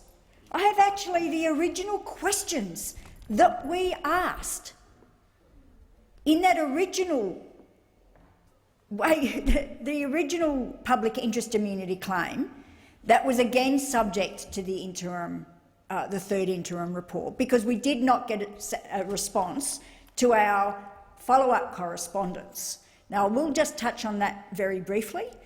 We did, in our third interim report, comment on the fact that the minister had not responded to the committee's communication in April this year, when we asked for, rejected, in fact, the claims of public interest immunity, and wrote back to the minister. Now, that email with that letter, I understand, went missing. Now, I will just let the chamber know that I've checked with the committee and the correspondence was sent in the usual manner. That's the manner that we've been corresponding with ministers for some time. However, I do personally accept that mistakes happen, admin mistakes happen. But we then subsequently referred to that correspondence quite a bit. And what, there was no thought in government that perhaps we need to find out where this letter is and what the, I was about to say a slightly naughty word, what was going on? Why was the committee carrying on? I was very concerned that we hadn't heard back from the minister. Having said that, I want to go back to what is fundamentally the problem here, and that is, apparently no one in government thought to check whether trying to claw hundreds of millions of dollars back from people that are on low incomes and that are income support, whether that was actually based on a legal premise or not, whether it was actually legal. And of course it turns out it wasn't. There was no legal foundation for them to be claiming back this hundreds of millions of dollars that affected hundreds of thousands of Australians, causing them a great deal of distress. The sorts of questions that were asked is the department satisfied that its net to gross calculations provide a legal basis for raising a debt? Well, would have thought that was okay. Now, there's a series of questions that were asked about how many times the department asked or obtained legal advice from a range of government agencies: Solicitor General, the Australian Government Solicitor, and there's a number of them. We can't even ask how many times the department asked for it, or the minister, for that matter, asked for that legal advice. Does that mean they didn't actually ask for it at all? Or does it mean that they asked for it and didn't get the answers that they wanted? They ignored the advice, or they just didn't care about the impact this program would have. They were so desperate to balance the bottom line on the backs of people trying to exist on a payment, let's remember in this place, on a payment that is below the poverty line.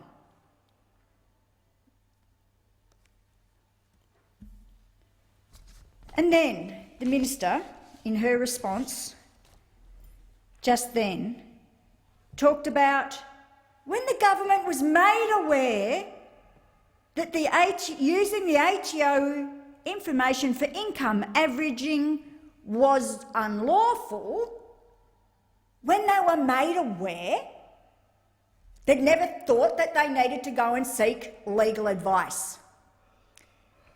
Well, the Community Affairs Committee rejected the concept that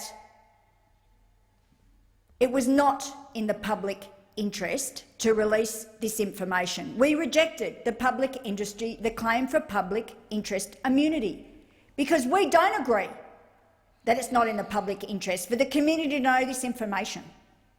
Because we have sat for hours and hours and hours hearing the impact of this scheme on Australians who are impacted by this scheme.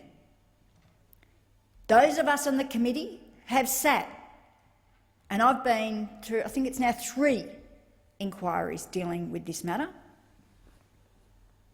and I've sat and I've heard people's accounts of the impact on their lives.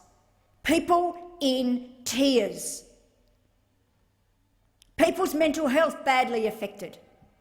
People who have, I've heard from people's families, from people who believe that very directly robo-debt led to that person taking their own life. And I'm trying to be very careful when I talk about this, because I'm aware of triggering. And for people that read this or are listening, please, if you are impacted by this or need some help, reach out to Lifeline. But the fact is that this had a detrimental impact on people's lives. People have lost loved ones. People have had their mental health permanently affected. People talked of shame, of how they feel demonised, of how they thought that people thought they were cheating, all based on a lie, because this was not lawful. This process was not lawful. And the government says the community has no right to know whether they knew whether it was legal or not. No, it wasn't sufficiently lawful. It was insufficiently lawful. It was unlawful. It was against the law. And yet the government tries to hide behind public interest immunity, that it's not in the interest of the community. Well, it's very strongly in the interests of the community. And then they try and hide behind, because a minute went to the government, went to Cabinet, trotting it through Cabinet means that they can't give it to us. They sprinkle the Cabinet dust. Yes, sprinkle the Cabinet dust, Senator Patrick, around it. They did not directly tell us that it will impact on or it did impact on the deliberations on Cabinet, and giving us the minute would not release and not tell us what the deliberations of Cabinet were. It is very important to this inquiry that we actually have a look at that minute and that we see what was in that minute, because we all know that while the government has finally paid back most of the people who were owed money from this illegal scheme, they've only paid back that going back to 2015. They're not going back before 2015. Now, that's why this committee that's inquiring into Centrelink's compliance program needs to see that information so that we can actually get a true look at this. And because the government's not releasing that information, which is why we are, and many other people, are calling for a royal commission into this debacle. It is only that forensic review that will identify what went on Thank you, here. Senator Siewert. Your time has expired. Senator Patrick. Thank you, Madam Deputy President. I rise to take note of the minister's explanation. I might say I listened very carefully to the minister as she made her explanation, and my assessment is it was legally insufficient. Senator O'Neill, are you seeking a point of order? No, Chair. I was seeking the call. I believe it's only half an hour allocated to the yes, debate. so Senator Patrick was up well before you. Thank you. Okay, so Sorry, Senator Patrick. Thank you, Madam Deputy President. The minister ought to know that the issue as to whether or not a House can call upon legal advice to be tabled has been settled in the Supreme Court of New South Wales in the matter of Egan and Chadwick. There is no question that a House who has responsibility of oversight of government decisions has the ability to call any document before it that is relevant to the course of action that the government may have taken in respect of discharging its functions. So it's entirely appropriate that if a committee of the Senate, or indeed the Senate itself, makes a call for those documents, that those documents be tendered. Of course, you do have a right to advance a public interest immunity. I did listen and I heard what you said about the matter that is currently before the courts. But there's also another case that would protect you in this instance, and it's the matter of British American Tobacco Australia Limited versus the Secretary of the Department of Health and Ageing in the federal court, no less than Chief Justice Keane, as he was then, made a decision that basically says if you wander into this chamber and you table legal advice, as you are required to by way of order of production, you have not waived legal professional privilege. And indeed, nothing that has been tabled in the Senate, nothing that has been said in the Senate can actually be used in that court. They can't draw inference from it. They can't even use the information to establish truth. It's an important principle that allows us to do our work while the courts are permitted to do their work. So there can be no harm in tabling those documents. They cannot be used in the court case. It is not proper and the court would not permit it. Section 16 of the Parliamentary Privileges Act, because there was some dispute over this, the Parliament in fact decided to legislate to make it very clear to the courts that they can't use this. Although I will note that in a matter I've got before the courts that government lawyers have tendered some statements made in the Senate, and that will no doubt become a matter of privilege shortly if the attorney doesn't intervene properly. So I do not accept when you roll out a list of ministers that have in the past said that legal professional privilege shouldn't be tabled. They are simply ministers making statements. They're making statements that are inconsistent with law.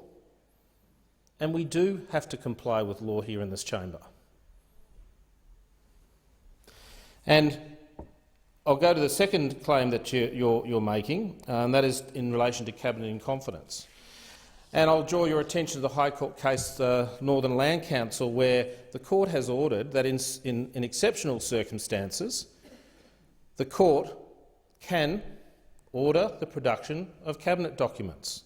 They are executive documents, not parliamentary documents, and the court can order the production of cabinet documents in special circumstances, and particularly in circumstances where life or liberty might be at stake, or certainly someone's liberty might be at stake. And you might actually note that that is being dealt with right now in the ACT in the matter of Kaliri, or the Commonwealth in Kaliri, the witness K matter. Okay, and we'll probably see the court will make a judgment between the balance of the public interest and the interests of justice. And the principle is, and I listened to Brett Walker give a presentation, a lecture here, the principle that a court could, in certain circumstances, require the production of Cabinet in confidence documents, makes it equally the case that the Senate could. There's nothing to distinguish that, provided a balance is found in favour of the Senate requiring their production, and that is what has already happened here. It's also not helpful that in advocating that there would be harm caused, it's not helpful when the government makes ambered claims, cavalier claims, over Cabinet in confidence. We have currently a very bizarre situation where the COVID committee has been asked, has asked for documents, minutes of the AHPPC. And it turns out the claim by this government is that a meeting of doctors is a meeting of a subcommittee of Cabinet. That is just truly bizarre. And I am in discussions with the clerk at the moment, the clerk's office, in relation to an FOI I did for exactly the same documentation, where the department knew I would challenge them legally and they dared not make that claim. They properly made a claim of intergovernmental documents, and that will come down to the balance of public interest. Okay, so they've made a claim that is a reasonable claim. I don't think it will stand the test, but they never tried on the Cabinet in confidence claim. In the last sitting week, I stood in this chamber and I waved in front of everyone a document that I had obtained under FOI that had been denied the Senate because it was purportedly Cabinet in confidence. In actual fact, it turned out not to be. So, whilst I accept the principle that there is benefit in protecting Cabinet documents, protecting the collective responsibility of Cabinet, we have a really difficult issue before us, in that the government regularly makes claims that are simply not believable or will not stand the test of a challenge either with the Information Commissioner or in the AAT. And if you continue to make cavalier claims, if you continue to cry wolf, of course the Senate gets to a point where it simply no longer believes the claims that are being made by government. You undermine the doctrine yourself by making these cavalier claims. They're inappropriate. The minister should table the legal advice, and the minister should table the Cabinet documents as ordered by the Senate. Thank you, Senator Patrick. Senator O'Neill. Thank you very much, Deputy President. Senator Abetz has 30 minutes for taking note of the response. Yes. Do you take the call to the other side of the chamber, or do you only take the call from one side of the chamber? Well, I thought Senator O'Neill jumped almost at the same time as Senator Patrick, and I did indicate to her that I would go to her next. So I'm giving the call to Senator O'Neill. Deputy President, but I'm asking whether that is the appropriate course of action, because as I understood the proceedings in this place, you bounce the call from side to side and not allow just one-way traffic in relation to matters of this nature. Well, in actual fact, Senator Abetz, you would normally go between the government and the opposition, and I didn't do that because Senator Siewert sought the call first. So I thought and after Senator Patrick jumped, I thought it only fair then to go to Senator O'Neill. So the fairness is 3-0 and the government does not the government has get the responded. response. Thank you. Senator Keneally. In respect to Senator Abetts' point of order, his point would make sense if Senator Patrick or Senator Siewert were a member of the opposition, but they are not. Thank you. I'm not intending to sit Senator O'Neill down. Continue, Senator O'Neill. Thank you very much, Deputy Chair. And what we are discussing here this afternoon, for people who might have just picked this up and who are listening, who care about this matter, is a complex discussion about procedures, but it's all really about robo-debt. And what we see here this afternoon from the minister who is now departing, I think that's a natural turnover point, so I won't make a point about her leaving. However, this is another scene in this government's determination to cover up what's gone on with robo-debt. The senator made claims about proper administration and about fairness, but she couldn't even bring herself to actually name the matter that is being discussed today, which is robo-debt. And to be clear, robo-debt was the matter over which the government had to be dragged kicking and screaming to say a very insincere sorry. And to this day, they continue to acknowledge that this scheme was responsible for the terrible impacts on mental health that were well described by Senator Siewert in her contribution. And I acknowledge her as the chair of the committee, and that is why I thought it was appropriate to exceed the first opportunity to speak to her. I also want to put on the record what Australians know, but this government continues to deny, is that the horror of the encounter for so many Australians with robo-debt caused such incredible anxiety, distress, financial burden for families, that it is now a public record, a matter of public record, that family members attribute the loss of life, the total lack of hope that so overcame some Australians, particularly young Australians, that they felt they couldn't go on. And in the circumstances created by their own government, they took their own lives.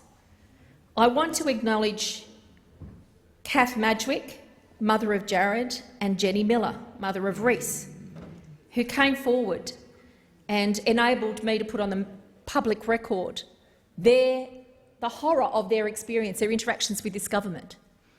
And today, if you listened to the minister's comments after having been called here to the chamber by the Senate to answer these questions, you hear platitudinous comments, a failure to acknowledge the harm of robo-debt, a failure to call it by its proper name known to Australians in every state and territory of this great country. The reality is we still don't know, because this government refuses to answer questions, who came up with the legal advice for this unlawful scheme that the government still hangs its hat on, bogus public interest immunity claims. So, for those who don't understand what a public interest immunity claim is, in simple layman's terms, it's when the government says, look, this information is so precious, it's so important for the country, that we really can't talk about it. Just trust us, we're doing the right thing by you. Except hundreds of thousands of Australians already know the government was not doing the right thing by them with regard to robo-debt. We know that the government has had to accept at the end of last year that they acted unlawfully. And so much do they want to deny their responsibility, they can't even get the word unlawful out of their mouths. They had to come up, they had to coin their own magic phrase, legal insufficiency. What a con job that is. Any straight-talking, plain-talking Australian knows the truth. Robo-debt is a scheme of the government's making, and they refuse to answer questions about what they did, advice that they received, and it is in the public interest for us to know. They stuffed it up royally They should show us the evidence that they use to support their claim to establish it. But they won't. And what we've got from the government here today is more resistance, more obfuscation, more delay, more denial. And the only way we're going to get to the bottom of what happened is to have a royal commission. We cannot do with more spin from these ministers and their departmental staff. They have scorned the scrutiny of this chamber, the Senate of Australia.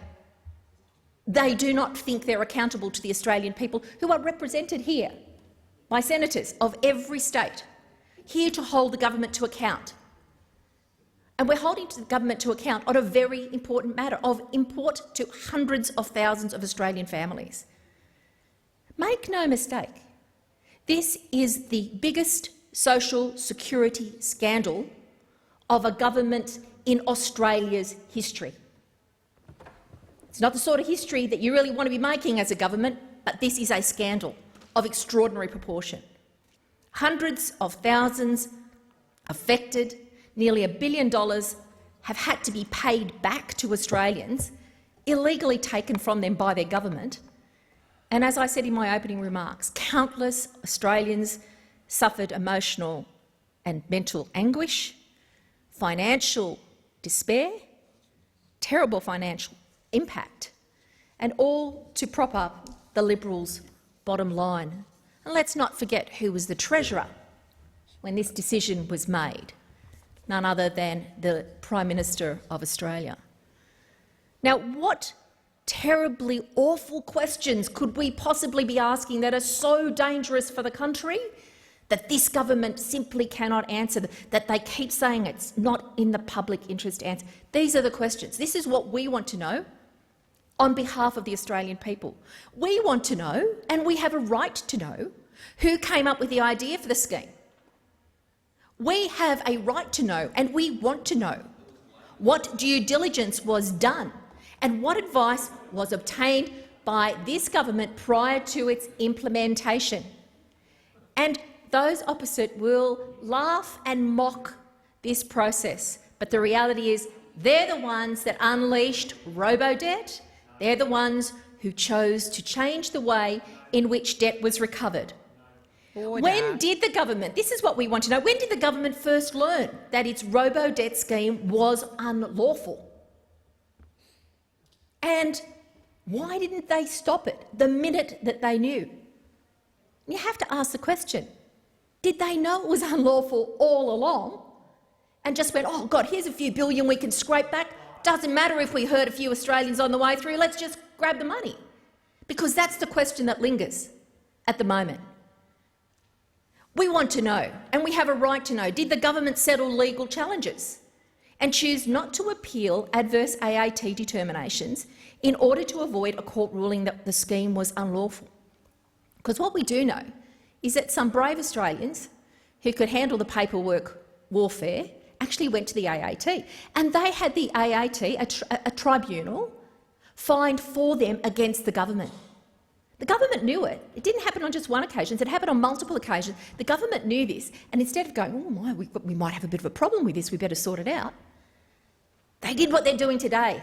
They went all quiet. The big cover-up, the big hush-up. We want to know, for the Australian people, and we have a right to know, how was such a fundamentally and obviously flawed scheme allowed to continue for as long as it did? We want to know, and we have a right to know in total, how much has this failed scheme cost the Australian taxpayer so far? In total, how many debts have been issued under the illegal robo-debt scheme cooked up by this government? And how many law-abiding citizens, and especially vulnerable Australians, have been harmed by robo-debt? We know that the minister still refuses to respond to the Community Affairs References Committee. The letter has been the subject of some discussion this afternoon, and we can hope it was an administrative error, but sadly I fear it was just another part in the game, the cover-up game that this government plays. Scott Morrison and Stuart Robert need to rule out the possibility of a robo-debt 2.0 and the chance that they would continue with their old practices, develop a new method to harass the Australian people that have already been traumatised.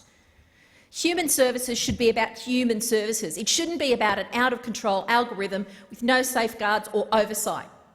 I am constantly shocked at the disregard this government has for this august chamber, and through that, their disregard for the great people of Australia. Your time has expired. I'm advised, Senator Abetz, you've got 3 minutes. Thank you, Deputy President.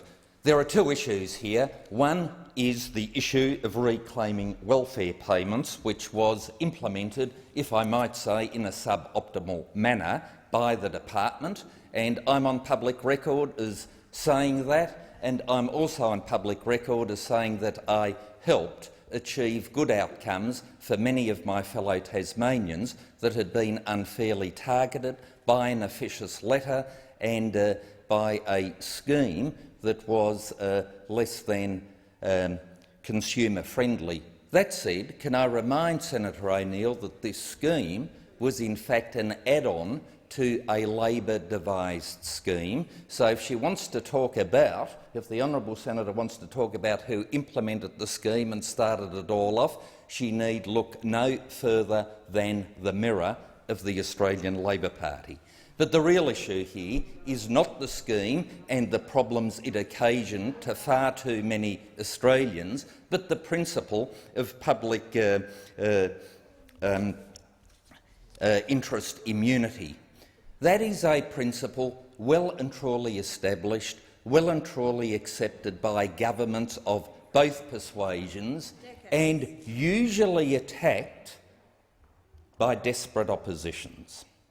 And from time to time, my side of politics has fallen into that category as well, regrettably, and that is why these matters need to be considered with a degree of maturity and reflection, and you've got to ask the question, is this a principle that we actually want to undo, a principle that has withstood the test of time?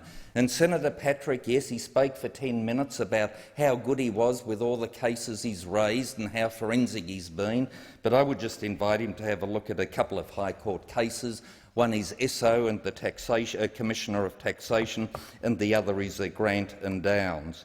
And look, I take Senator Siewert's passion in relation to the issue of the reclaiming of welfare payments, but I would invite her and all other honourable senators to be able to divorce that issue from the principle of the public interest immunity, which has served this country and this body politic, and might I add, not only in Australia but elsewhere as well, exceptionally well. It is something that does protect the rightful business of government, even in circumstances where it frustrates an opposition. And that is something that, if you have a mature reflection on these matters, you understand why the principle was established and why attorneys as diverse as Senator Evans and Senator Brandis have accepted the principle. Senator Abetz, your time has expired. So the question is that the motion to take note of answers as moved by Senator Siewert be agreed to. Those of that opinion say aye. Against, I believe the ayes have it. We'll now move to motions to take note of answers. Are there any motions to take note of answers? Senator Keneally. Thank you very much, Madam Deputy President. I rise to take note of answers given by Senator Colbeck in response to questions asked by myself, Senator Sheldon and Senator Gallagher. Well, there might be some fans in this chamber of that great British comedy, Yes, Minister. You might remember that episode, The Compassionate Society, where Minister Jim Hacker found out that his government had been funding for 15 months a hospital that had admitted no patients. Well, today in the Australian Senate we had our own version, where Minister for Aged Care Richard Colbeck admitted that his government had been funding for 8 months a residential aged care facility that had not admitted one resident. Now, I gotta say, the British show was funny. This would be funny if the consequences weren't so tragic. Now, quite frankly, taxpayers have paid more than $500,000 for a 40-bed facility where no one is in any of the 40 beds. That's right. In the middle of a global health pandemic where we have had 673 people die in residential aged care facilities, this government decides it's a good use of taxpayer funds to spend $500,000 on a residential aged care facility that has no residents. Now, Jim Hacker, that minister of Yes Minister, he was a fictional character, a fiction character. I know. I'm so excited, Senator Duniam, by this reference to Yes Minister, which you are too young to remember. You are too young to remember, Senator Duniam, but I'm sure that Senator Betts remembers it. I remember it. Senator Stoker probably remembers it, because here's the thing. Jim Hacker was a famous fictional character, fiction character. But what do we have? We have the all-too-real Senator Richard Colbeck. Jim Hacker, he was bumbling, he was accident-prone, he occasionally got it right, but he was an object of derision. He made a mockery out of being a minister. But he was fiction. He was fiction. Richard Colbeck is all too real. And what is also all too real is this government's neglect of residential aged care. Minister Richard Colbeck makes a mockery out of being a minister for aged care. Today, in question time, when he was confronted with the evidence, for example, under Minister Richard Colbeck's care, I use that word advisedly, of the aged care sector, we have had shocking stories of ants crawling from wounds, residents left in dirty nappies, providers begging for more staff. We have heard that there are 100 reports of assault and sexual assaults every week. More than 1,000 assaults go unreported every week, and more than 2,000 complaints recorded in just 3 months. What does this minister do? Does he apologize? Does he take responsibility? Does he resign? No. He does what this government always does. Finds someone else to blame. Leaves Australians behind. Takes no responsibility. This government, so good on the announcement. They're always there for the announcement and the photo op, never there for the follow-through. Back in March, the Prime Minister stood up and waved around in the courtyard what he said was a plan. What he said was a plan for residential aged care. And he said that the federal government will be responsible for residential aged care during this COVID pandemic. Those are his words, not mine. What did the Royal Commission into Aged Care say last week? There was not a COVID-19 plan devoted solely to aged care. This isn't just some claim by political opponents. This isn't just some complaint made by family members obviously distressed by the sickness and death of their loved ones. This is the finding of the Royal Commission appointed by the Prime Minister. And what does the Minister for Aged Care do in the chamber today? He rubbishes the Royal Commission. He disregards and rejects their findings. This is what the Morrison government always does, though. Finds someone else to blame, leaves people behind, always there for the announcement, never there for the follow-through. We have here 673 older Australians dead. Today, in question time, the minister said that the Australian Labor Party, in asking these questions, was just pandering to sectoral interests. I tell you what, older Australians are the sectoral interests I am happy to be associated with. The Minister for Aged Care should look after them too. Thank you, Senator Keneally. Your time has expired. Senator Abetz. Thank you, Madam Deputy President. We know that the Australian Labor Party's ongoing attacks on Minister Colbeck are designed for one purpose and one purpose only, and that is to distract attention from the deaths and disaster in aged care in one state, Victoria. If Senator Colbeck is to be held responsible for aged care Australia-wide, why is it that we've only had these COVID outbreaks in the state of Victoria? Could it be because of Premier Daniel Andrews and his negligence and the way that he and his government, and they can't remember who, employed these contractors and did not keep the Victorian community safe? Because if Minister Colbeck is to be held responsible, why didn't he muck it up in my home state of Tasmania or New South Wales or Queensland or the Northern Territory or Western Australia or South Australia? Why is it that there is only this one pocket on which the Australian Labor Party continually seeks to refer us to, and that happens to be in the state of Victoria?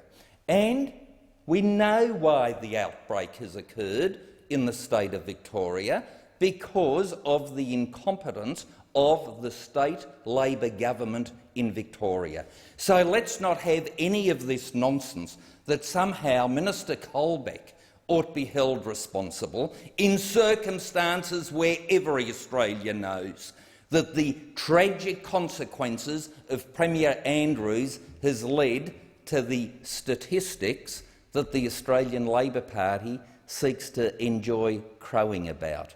Very distastefully, but in circumstances when you look at the numbers, I simply ask, what are the numbers emanating from the state of Victoria?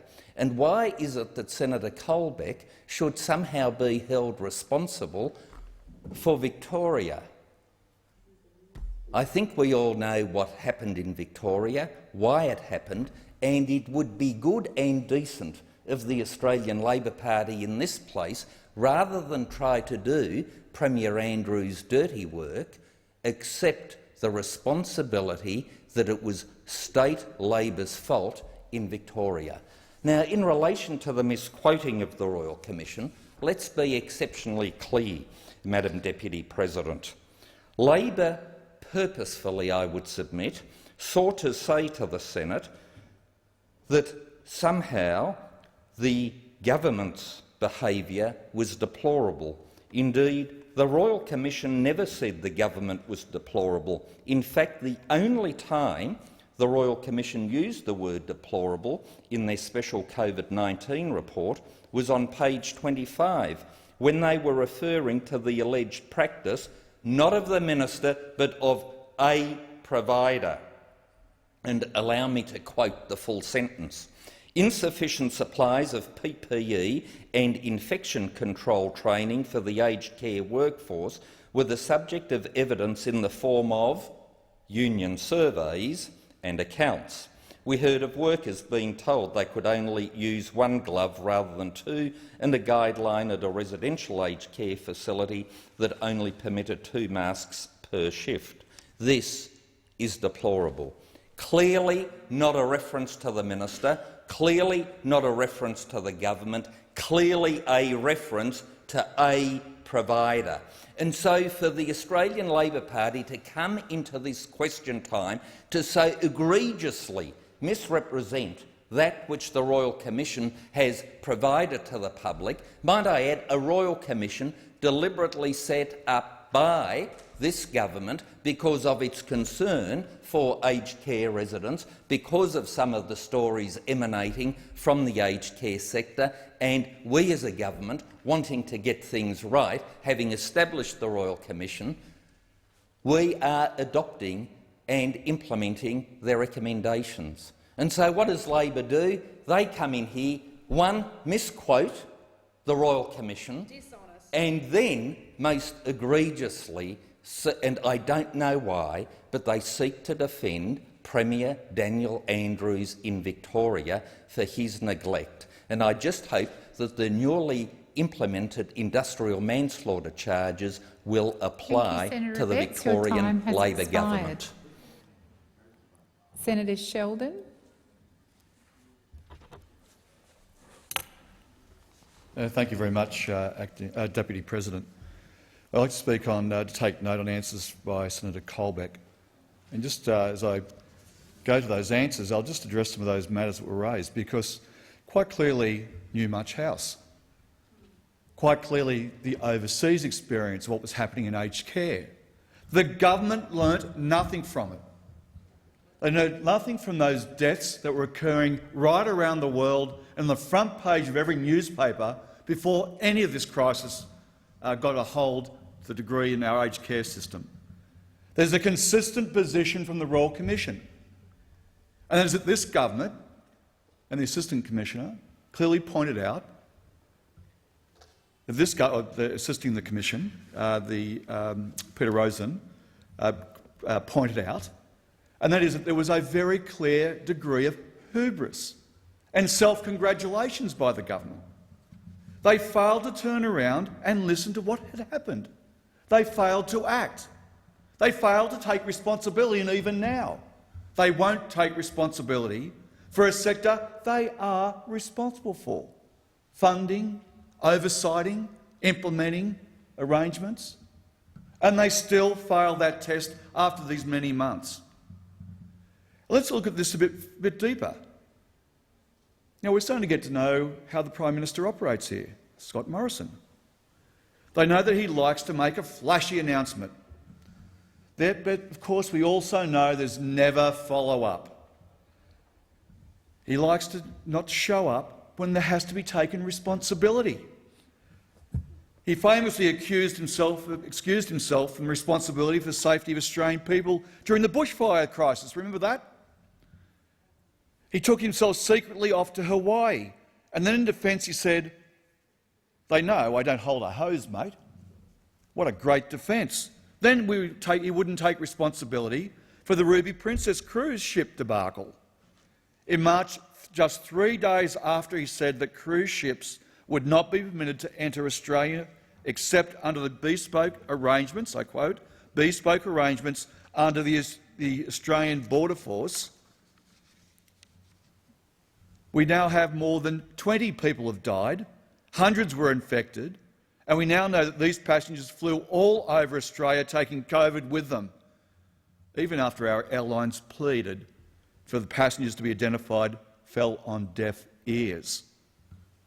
And now the Prime Minister would like us to deflect responsibility for the aged care crisis in Australia, when aged care has always been and will continue to be a Commonwealth responsibility. The Special Aged Care Royal Commission report on COVID-19 was released last week, and the failure of this government to take responsibility for aged care has been laid bare. There can be no excuse, because all we knew what had happened to aged care facilities in other countries, as I said before, and Newmarch House. They failed to protect the most vulnerable in our community, and they continue to fail. They have no specific plan to protect them. We now must face a national tragedy at their hands, at their feet. But it's our loved ones that are paying the price. It's our families and our communities paying that price. It's the workers in those industries that are paying the price, not the Minister, not the Prime Minister. Thousands of family members are forced to say goodbye to parents, grandparents, loved ones, uncles and aunts, without being able to hold their hand. The Royal Commissioners, should be noted, cannot so easily be sidelined by the Prime Minister or by his Minister, since he chose those commissioners. The Royal Commissioners have slapped down the claim by the Minister that there was a plan for aged care. They said, and I quote, "There is a clear need for a defined, consolidated national aged care COVID-19 plan." It's clear. There's also said that at the peak of the pandemic, the aged care regulator was missing in action and provided no written guidance to the aged care sector in the period between June the 20th and August the 3rd. There it is, Deputy President, in black and white. My message to this government is this. There's 6 recommendations. Implement them before the pandemic hits even worse. And implement arrangements that will actually improve the conditions for working people. Make sure that 1 in 3 aren't trained, Thank you, but Senator all are Sheldon. trained. Your time has expired. Senator Stoker. Thank you, Madam Acting Deputy President. Well, while I always enjoy Senator Sheldon's contributions, I'm not super clear what that contribution was about. I mean, it veered from one moment to talk about aged care, to veer at another moment to talk about something entirely different. And I'm going to focus on the aged care point, because I think that's what he's getting at. But I've got to say, amid all the gumph, it's pretty hard to make sense of it. But the truths are these, and they're what nobody wants to talk about in the field of aged care. Uncomfortable truths, Madam Acting Deputy President. It might sound easy for someone of my age to say, but I'm quoting someone very wise, and that's my grandmother. And she always says, getting older ain't easy, and getting older ain't for sissies. Now, she's got a sense of humour, my grandmother, but it points out, I think, something really very real about this time in life. Aged care is deeply challenging. Nobody really wants to be in aged care. Everybody would rather be living independently and healthy without the circumstances that force them to come to require aged care. And that puts to the front of one's mind the raw realities. It's very confronting to enter the place where you know you are opening the book on the last chapter of one's life. And so, to make life as good as we can for older Australians for as long as we can, this government has delivered record investment right across the aged care system over the forward estimates, not just in residential aged care but also in assistance to help our older Australians live in their own homes independently for longer with the little bits of help they need to be able to do so for as long as possible.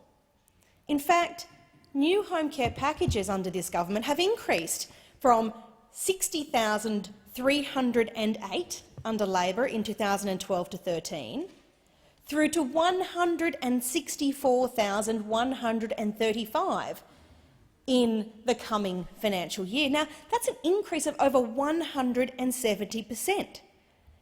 Over the same period, funding for them will increase by 258% due to the growth in the number of people who are seeking higher levels of care from home, which again highlights that reality. People want to be able to stay in their home for as long as they possibly can.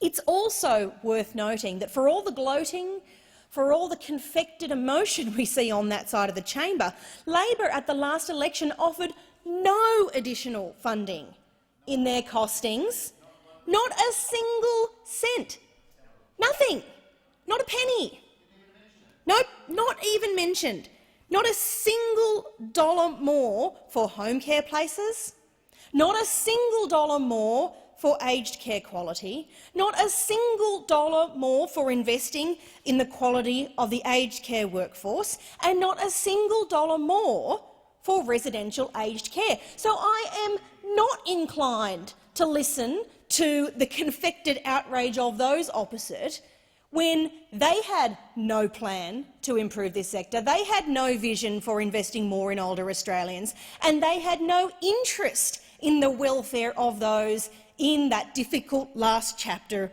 of their lives. Now, the fact that this is a difficult chapter of life doesn't mean we don't, as a society, continue to aim high. It's vital we have in place measures that make this tough chapter as positive and as healthy as it can possibly be. And so that's why the Morrison government, under this minister, has provided PPE from the national stockpile for aged care workers. That's why, under this minister, the Morrison government has put in place infection control training and PPE measures and infection control protocols that are designed to keep this workforce and our older Australians safe. And as at 30 September of this year, 1,244,709 aged care workers had completed basic training. Senator Stoker, your time has expired. Thank you, Madam. Senator Marielle Smith. Thank you, Deputy President. It's got to be pretty tough to come in here at the moment as a senator on the other side and stand up and defend what's happening in aged care. It's got to be pretty tough. And you know it's pretty tough when colleagues like Senator Stoker have to refer to in-home care packages as sort of the shining beacon of what the government's done, because we know that rollout has not gone smoothly either and has left a lot wanting. What we've seen in Victoria over the past few months in aged care is nothing short of a national tragedy, and it is nothing short of a disaster for those Australians in residential aged care and for the families who have had to watch what they go through in residential aged care during this pandemic. I don't think there's a single person in this room who expected the government, the minister, the Prime Minister to predict the global pandemic. But when the pandemic was upon us, when we started seeing the lessons from overseas, when we started seeing the lessons in Australia, of Newmarch House, of what was happening in New South Wales, at that point we did expect them to come up with a plan. At that point we did expect them to go through a process of lessons learned, to look around at what's happening globally, to look around at what's happening in Australia, develop a plan, do what they had to do to keep Australians safe. No one expected the government to predict the unpredictable, but we did expect a degree of ministerial responsibility for the crisis which is happening in aged care being a federal government responsibility. We expected the Prime Minister to take responsibility for it. We expected the Aged Care Minister to take responsibility for it. We expected them to do what was required to keep Australians safe. Not an unreasonable set of expectations for us as the opposition, and certainly not an unreasonable set of expectations for the Australians in aged care, for the families who love them. But the government failed on that. They failed on that. The minister has said he had a plan, but I tell you, if the Royal Commission couldn't find it, how could the Australians in aged care expect to find it? How does the sector find it? How do the families who have family members in aged care find it? If the Royal Commission couldn't find it, where was it? What was it? These families expected more from their federal government.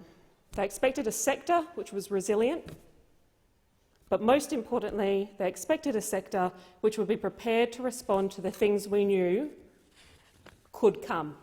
And we knew they could come because we saw them come in New South Wales and we've seen them come overseas. This government does not take ministerial responsibility when it comes to the aged care sector seriously. We saw that last time we were here in Canberra when the minister turned his back on this chamber as we were seeking an explanation about what was happening in his chamber. He turned his back and walked out. We've seen it in question time today when he has waffled in answers to questions from Labor senators, serious questions about what's happening in the aged care sector in Victoria and his responsibility for it. This is not a minister who takes his responsibility seriously. It is not a minister who takes his responsibility to this chamber seriously. And we see that time and time again. All we get from this government is excuses. We've seen today in this debate more excuses that it's not the government's problem, it's someone else's problem. You are the level of government responsible for aged care. So whilst it's easier to deflect the blame and harder to stand up and take responsibility, that is what is expected of you. That is what is expected of you by those Australians in aged care in Victoria. And it's not just Victorians, because I know people in my home state of South Australia are looking at what's happened in aged care in Victoria and they feel scared too. They feel scared because they don't feel like the government, which is meant to be representing them in Canberra, which is looking after this sector, which is meant to have a plan and has been found wanting, will be there for them if a crisis comes to SA. They are scared, and I don't blame them for being scared. So instead of standing here and waffling or trying to devolve yourself of responsibility or trying to attack Labor senators because that's really all you can do if you don't want to stand up and take responsibility and ownership of what you've been doing, why don't you think about the Australians who feel fear out there, think about the Australians suffering and actually take your responsibility as a minister seriously? Thank you, Senator Smith. Your time has expired. So the question is, the motion to take note of answers as moved by Senator Keneally be agreed to. Those of that opinion say aye. Against, I believe the ayes have it. Senator Siewert. Madam Deputy President, I rise to take note of Minister Ruston's answers to my questions about tax cuts and the job seeker payment. It really is an insult to the community and to job seekers to tell them that their payments haven't been cut. The minister, instead of answering my questions, chose to play with words and say the coronavirus payment hasn't been cut. Well, tell a job seeker that. Tell a job seeker who's trying to pay the mortgage, who's trying to pay the rent, who's trying to look after the kids and feed the kids, who's trying to put food on the table for the whole family, including parents, because we all know that if you're trying to exist on $40 a day on the original job seeker payment, very often parents go without food, trying to feed the kids, trying to make sure they take their medicines and meet their essential bills such as power and water, for example. Tell them that their payment has not been cut by $300 a fortnight, because it has. And very soon we are going to start seeing families losing the roof over their head because they cannot afford to pay rent.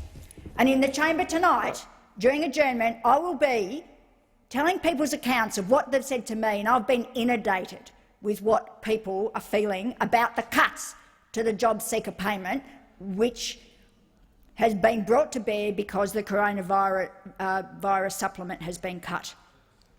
The minister said I was completely and utterly misleading by saying the coronavirus had been cut.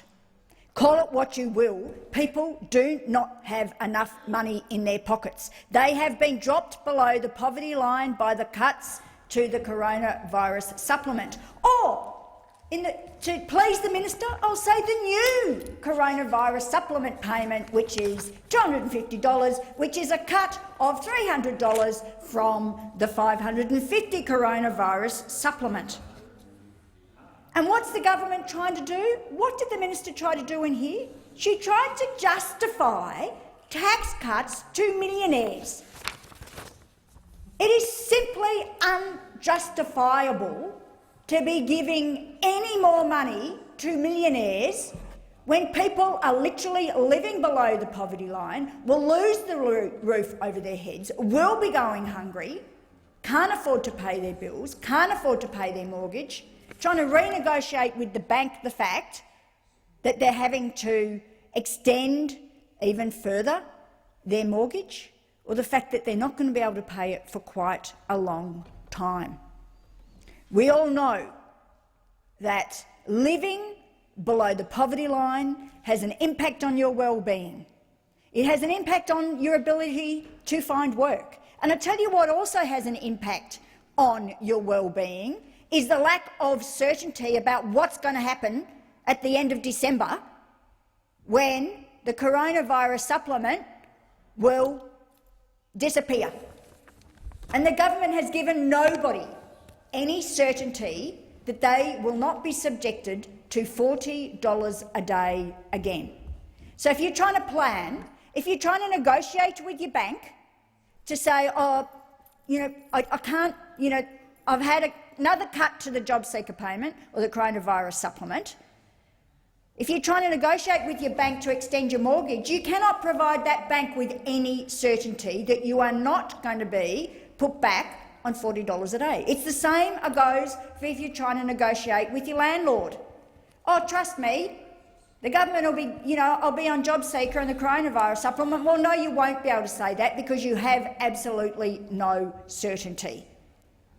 I've sat with people who are desperate, who don't know how they're going to make ends meet, who aren't going to be able to find a job because there's still 12 applicants or 12 job seekers for every job that is around.